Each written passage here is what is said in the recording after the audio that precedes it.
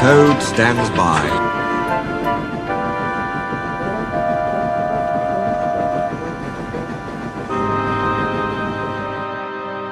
When Oliver came home again, the trucks sang rude songs. They were led by Scruffy, a private owner wagon. Oliver's no use at all, thinks he's very clever, says that he can manage us, that's the best joke ever. When he orders us to bat with the greatest folly, we just push him down the well. Pop goes old Ollie. The engines bumped them. Shut up, they ordered.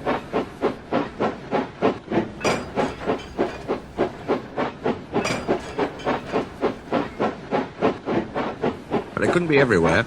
And everywhere they weren't, the trucks began again.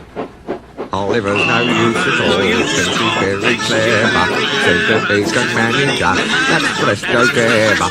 When he orders us to bat with the greatest folly, we just push him down the well. Pop goes old Ollie.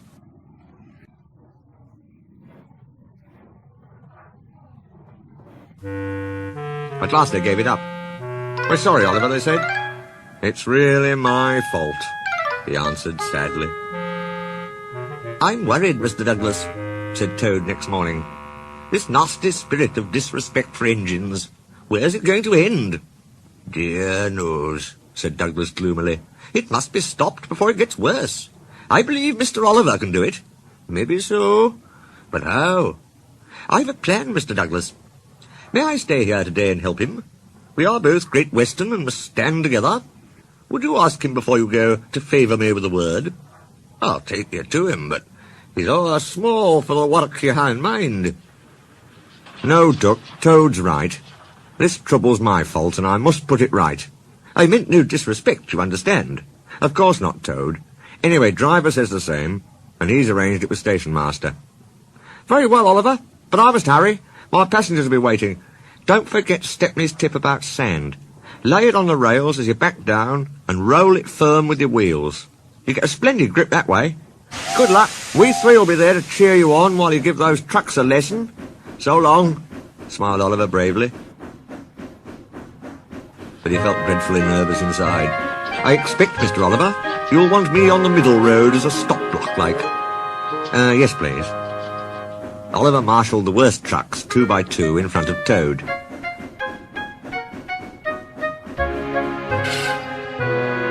"This way, Mr. Oliver, takes longer, but they can't give trouble. And if you leave that Scruffy till last, you'll have him behind you. Then you can bump him if he starts his nonsense." Duck arrived to find them ready and waiting. "3 cheers for Oliver and Toad," he called. Alice and Mirabelle responded with a will, and so, wonderingly, did the passengers. "Hold back," whispered Scruffy. The trucks giggled as they passed the word.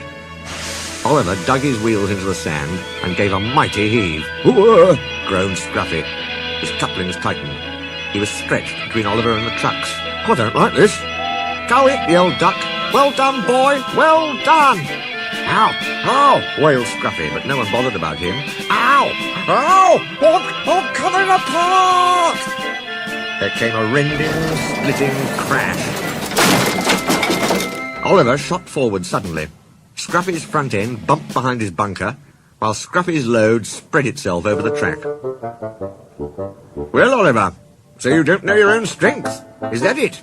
No, sir," said Oliver nervously. The fat controller inspected the remains. "As I thought," he remarked. "Rotten wood, rusty frames, unserviceable before it came." He winked at Oliver and whispered, "Don't tell the trucks that. Bad for discipline." He strode away, chuckling. Nowadays, Oliver only takes trucks when the other engines are busy. But they always behave well.